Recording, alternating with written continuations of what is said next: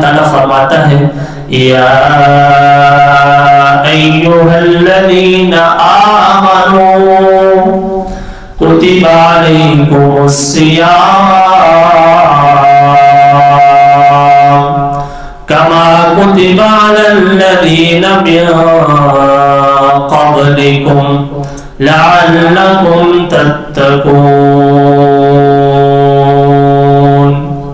اے ایمان والو، یا ایھا الذین آمنو، اے ایمان والو، میں نے تمہارے اوپر روزوں کو فرض کیا ہے جیسا کہ تم سے پہلی امتوں پر روزوں کو فرض کیا تھا۔ آگے اللہ نے مقصد کو بیان کرتے ہوئے فرمایا لعلکم تتقون، تاکہ تم متقی بن جاؤ، پرہیزگار بن جاؤ، اللہ سے ڈرنے والے بن جاؤ، اللہ کا لحاظ کرنے والے بن جاؤ۔ جب بھی تم کوئی کام کرنے لگو تو تمہارے سامنے یہ بات آنی چاہیے کہ میرا اللہ مجھے دیکھ رہا ہے، میں کیا کرنے جا رہا ہوں، کس کے لیے کرنے جا رہا ہوں۔ اللہ فرماتا ہے اس مقصد کو سامنے رکھتے ہوئے اے میرے بندے، میں نے تجھے کھانے سے بھی روک دیا، تجھے پینے سے بھی روک دیا، تجھے اور کاموں سے بھی روک دیا، تاکہ تیرے ذہن میں یہ بات آ جائے، تجھے سمجھ میں آ جائے کہ میں تجھ سے کیا چاہتا ہوں۔ دنیا کے تمام لوگوں کا ڈر اپنے ذہن سے، دل سے نکال کر ایک اللہ کا خوف اپنے دل میں پیدا کر لے۔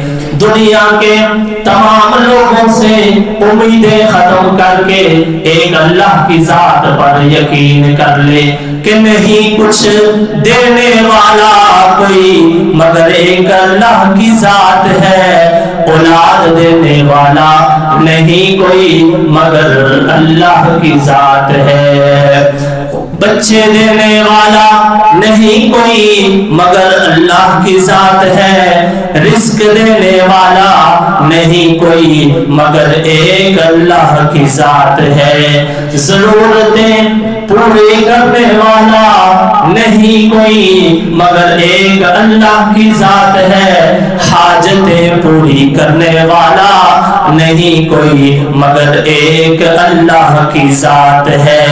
اے میرے بندے، تجھے یہ مقصد سمجھانے کے لیے تیرا میں نے کھانا بھی بند کر دیا، پینا بھی بند کر دیا، تاکہ تجھے سمجھ میں آ جائے کہ میں نے روزہ کیوں فرض کیا ہے۔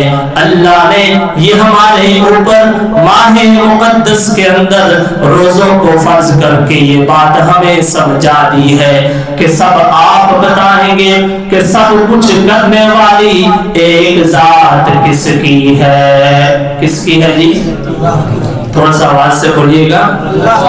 اللہ کی ذات ہے۔ تو اللہ تعالیٰ نے روزے کو فرض کرنے کا مقصد بتایا ہے۔ مقصد کیا ہے کہ میں نے روزے کو اس لیے فرض کیا تاکہ تمہیں یہ بات سمجھ میں آ جائے کہ ڈرنا صرف ایک مجھ سے ہے، لعلکم تتقون، تقوی تاکہ تم اختیار کرو۔ علماء کرام نے لکھا ہے کہ تقوی کیا چیز ہے، چند باتیں میں نے آپ کے سامنے رکھ دی تقوی کے حوالے سے، انہی میں سے یہ بات بھی ہے کہ تقوی کہ انسان جب کوئی کام کرتا ہے اللہ کا لحاظ کرے، جیسے ہم دنیا میں لحاظ کرتے ہیں اپنے والد کا، اپنے بھائی کا، کہ میں یہ کام کروں گا تو میرے ابو جی مجھ سے ناراض ہو جائیں گے، ہوتا ہے نہیں ہوتا؟ لیکن افسوس آج میں اپنے والد کا لحاظ کرتا ہوں، اپنی والدہ کا لحاظ کرتا ہوں، اپنے بھائی کا لحاظ کرتا ہوں، اپنے سینئر کا لحاظ کرتا ہوں، لیکن اپنے اللہ کا لحاظ نہیں کرتا۔ ہر کام میں کر جاتا ہوں لیکن اللہ کا لحاظ میرے سامنے نہیں آتا، میرے ذہن میں یہ بات ہی نہیں آتی کہ میرا اللہ مجھے دیکھ رہا ہے۔ یہ روزہ ایک ایسا نظام ہے اللہ کا کہ اس کا صرف ایک اللہ کو پتا ہے ایک اللہ کے بندے کو پتا ہے۔ اب آپ میں سے اتنے افراد یہاں میرے سامنے بیٹھے ہیں، مجھے نہیں پتا کس کا روزہ ہے، اور نہ ہی یہ پتا ہے کہ کس کا روزہ نہیں ہے، کیونکہ یہ ایک ایسی خفیہ عبادت ہے کہ اللہ نے اس کو اپنے ساتھ خاص کر دیا ہے۔ کسی کو نہیں پتا کہ کس کا روزہ ہے، اور نہ ہی جاننے کی کوشش کی جائے کہ تیرا روزہ ہے یا نہیں ہے، کیونکہ یہ بندے اور بندے کے رب کا معاملہ ہے۔ تو ہر انسان اپنے روزے کی فکر کرے۔ تو اللہ تعالیٰ نے روزے کا مقصد بیان فرما دیا کہ ان تمام باتوں کا خیال میرے ذہن میں آ جائے، میرے دل میں آ جائے کہ اگر دنیا کے تمام انسان جو مجھ سے طاقتور ہیں وہ بہت کچھ کر سکتے ہیں، تو اللہ کی ذات ان سے زیادہ طاقتور ہے۔ دنیا میں کوئی بھی ایسا نہیں ہے جو اللہ سے زیادہ طاقت رکھنے والا ہو۔ سب سے زیادہ طاقت والی ذات ایک اللہ کی ذات ہے۔ تو اللہ تعالیٰ نے روزے کا مقصد کیا بیان فرمایا؟ تاکہ تمہارے اندر تقوی آ جائے۔ تقوی کا مطلب میں نے بیان کر دیا کہ ہر کام کرنے سے پہلے میرے ذہن میں یہ بات آنی چاہیے کہ مجھے اللہ دیکھ رہا ہے۔ میں اللہ کے گھر میں بیٹھا ہوں تو مجھے اللہ دیکھ رہا ہے۔ اگر میں کام کے دوران ڈیوٹی پوری نہیں کر رہا تو مجھے اللہ دیکھ رہا ہے۔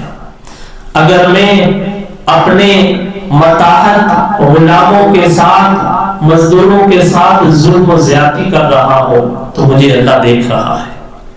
یہ بات ہر مسلمان کے ذہن میں ہونی چاہیے۔ یہی روزے کا مقصد ہے۔ اگر یہ مقصد نہیں ہے تو روزہ کا کوئی فائدہ نہیں ہے۔ پورا دن بھوکا رہ جائے، 30 دن گزر جائیں گے، لیکن روزے کا فائدہ حاصل نہیں ہوگا۔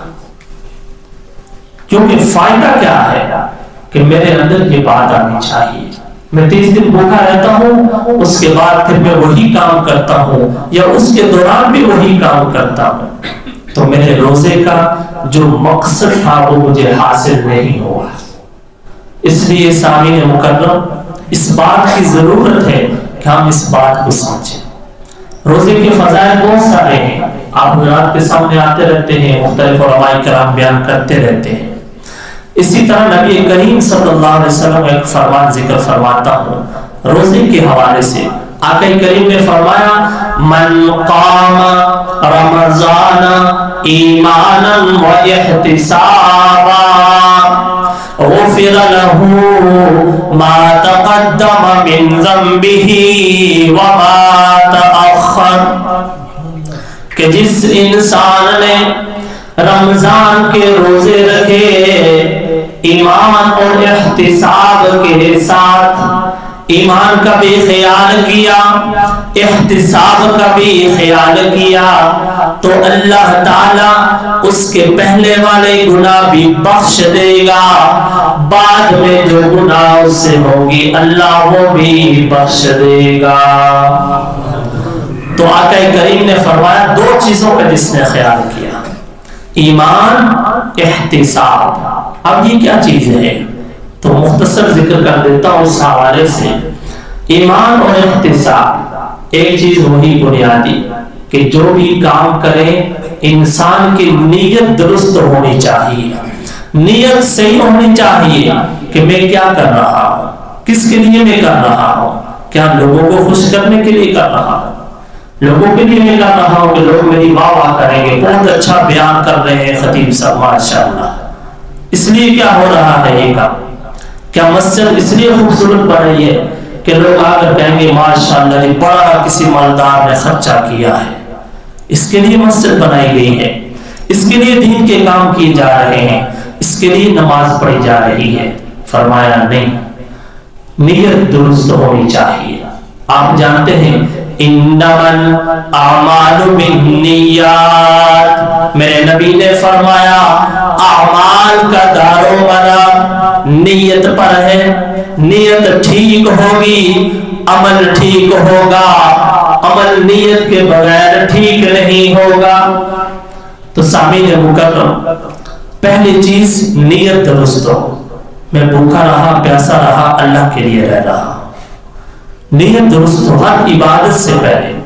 آج ہمارے ہاں مسئلہ یہ نہیں ہے کہ ہماری نیت خراب ہے، بدنیتی ہے، بلکہ مسئلہ یہ ہے کہ ہم سرے سے نیت ہی نہیں کرتے، کوئی نیت نہیں ہوتی، ہم کام کرتے ہیں ہماری نیت ہی کوئی نہیں کہ یار ہم کیا کر رہے ہیں، کس کے لیے کر رہے ہیں، کوئی پتہ ہی نہیں ہے۔